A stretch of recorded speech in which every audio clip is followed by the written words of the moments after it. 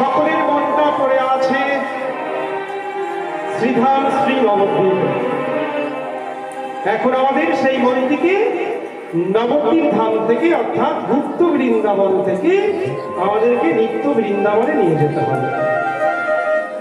ও মাইনা, নিত্য বৃন্দাবন কোনটি গো?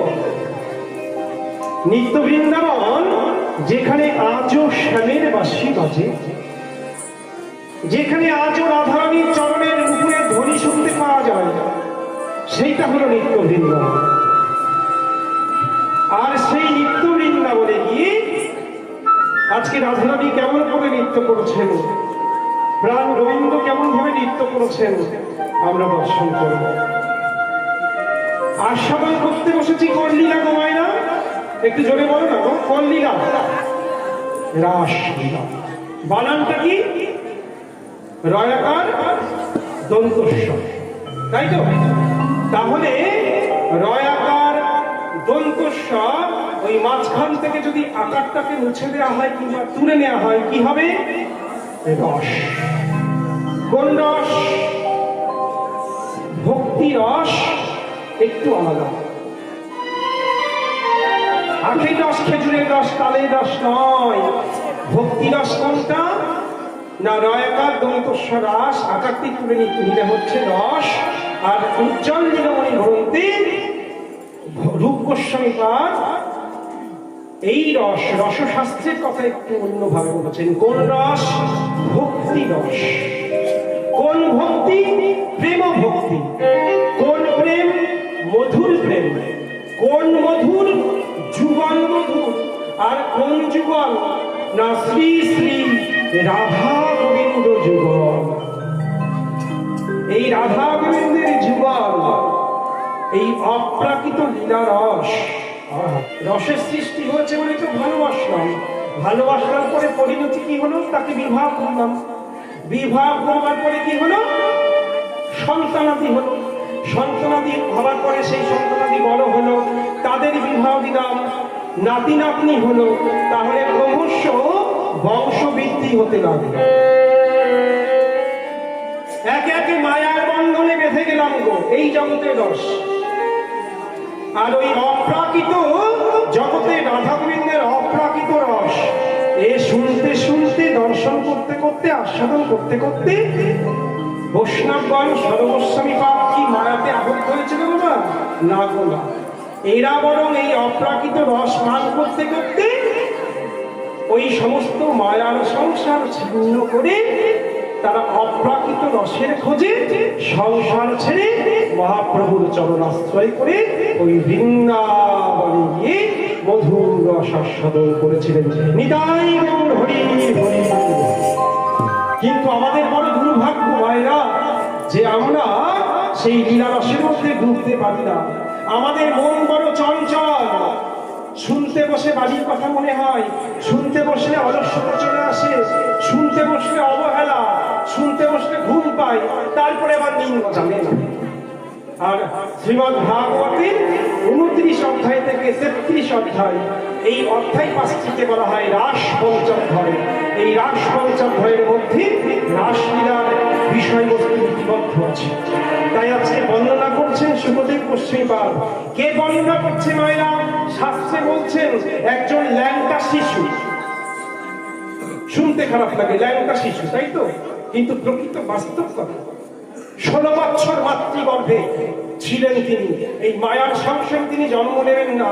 পিতা বললেন, পুত্র তোমার মা যে, তুমি ভূমিষ্ঠ হও, তোমার মা গর্ভ যন্ত্রণা সহ্য করতে পারছে না, তুমি আর গর্ভে কতকাল রবে?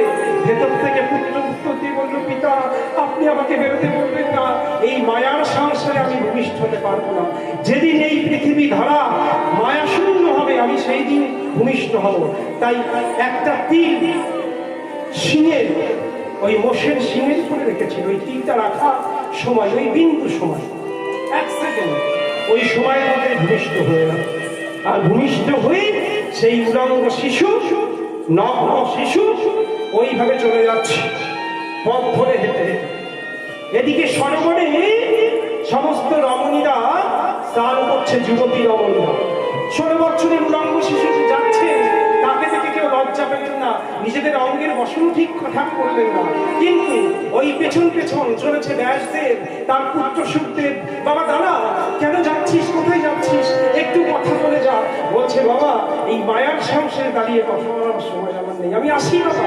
আর যখনই এই যে পুত্রের পেছন পেছন ছুটছে, ওই বৃদ্ধকে দেখে যুবতী রমণীরা ওই সরোবরের তীরে তাড়াতাড়ি অঙ্গে বস্ত্র দিচ্ছে।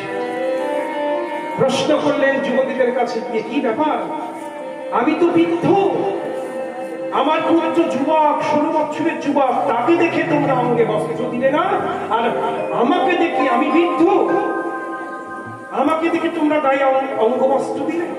উত্তরে যুবতীগণ বললেন, প্রভু, আপনার পুত্র 16 বছরের যুবক হতে পারে, কিন্তু যে মায়া শূন্য, ওর মধ্যে যে কাম নাই, ওর মধ্যে যে ক্রোধ নাই।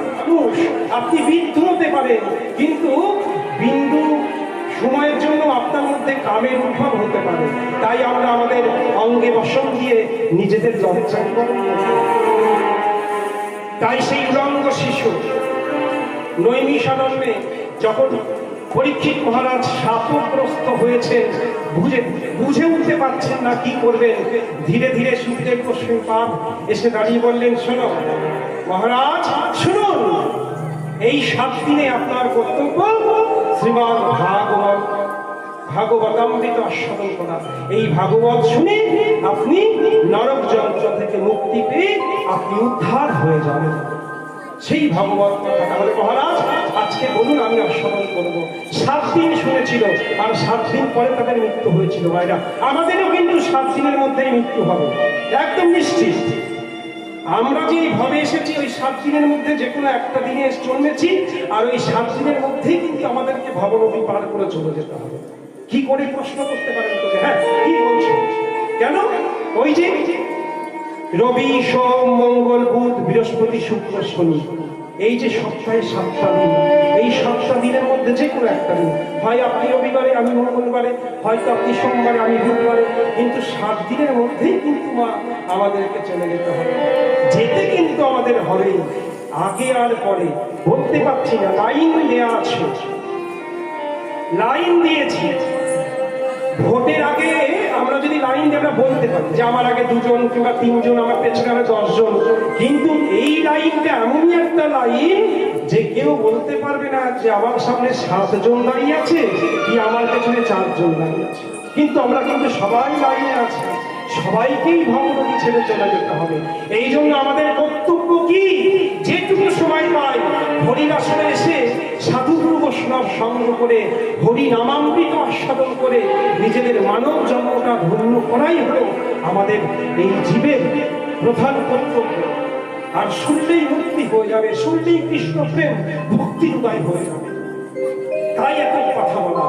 রাস মানে শুধু নৃত্য নয় যে আসলাম বিভিন্ন রকমের মনোরঞ্জন দায়ক বাউল গান করলাম, হিন্দি গান করলাম, আর উল্টো পাল্টা হাত পা ছোড়াছুড়ি খেলনা নাচ করলাম, চলে গেলাম, টাকা নিলাম, না বাবা না। কিছু জ্ঞান আছে, কিছু ভক্তি আছে, কিছু প্রেম আছে, জীবের কিছু কর্তব্য আছে, কিছু শিক্ষা আছে, কিছু আচরণ আছে। এই জন্যই তো এই লীলাটির নাম রাসলীলা, এবং এই জন্যই এই লীলাটা হচ্ছে সমস্ত লীলার মুকুটমণি লীলা। নিতাই গৌর হরি হরি। তাই আপনারা পরম সৌভাগ্যবতী, পরম সৌভাগ্যবান যে আজকে আপনারা হরিবাসনে এসে হরি কথা, কৃষ্ণ কথা, রাসের রাস লীলামৃত আস্বাদন করবেন। তাই মায়েরা জোরে উলুধ্বনি দিয়ে আমরা রাধারানীর নাম স্মরণ করে চলে যাব বৃন্দাবনে। সবাই মিলে নিতাই গৌর হরি বল, হরি বল।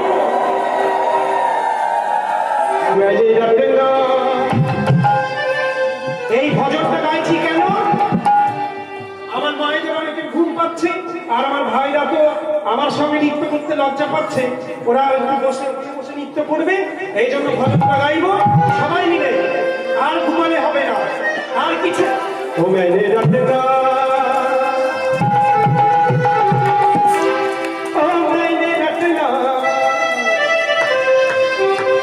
এবার একসাথে তালে তালে দিয়ে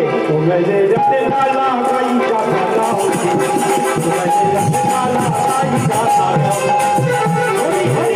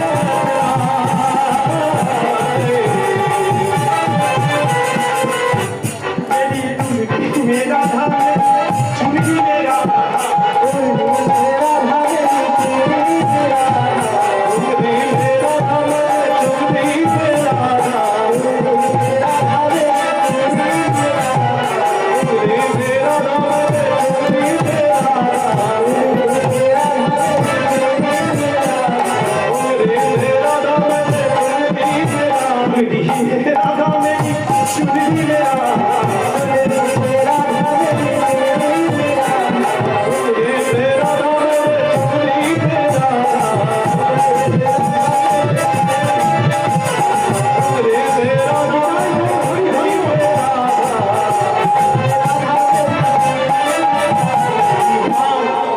वो मेरी माँ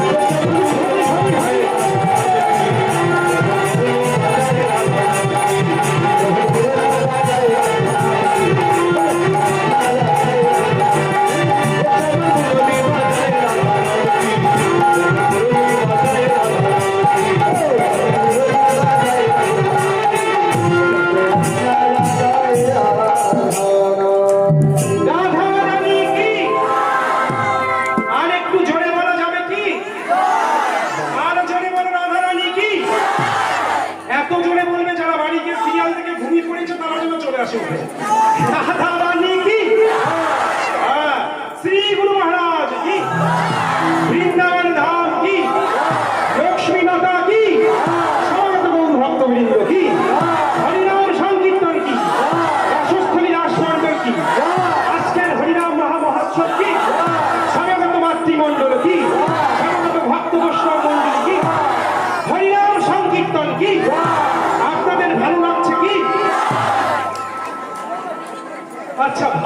লাগছে না, জোরে উলুধ্বনি।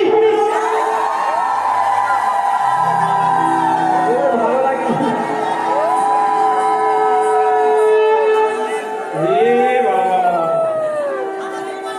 আমি বললাম ভালো যাবে লাগছে না, তারা জোরে উলুধ্বনি।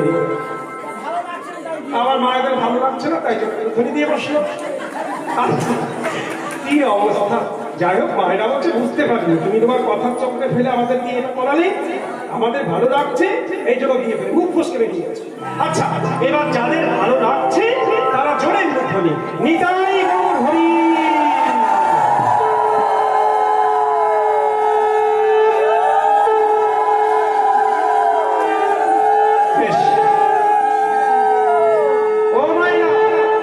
রাসলীলা শ্রবণ করতে বসলেই 29 অধ্যায়ের প্রথম দশম শ্লোকটা আস্বাদন করতে হয়। এই শ্লোকটা না গাইলে রাসই হয়।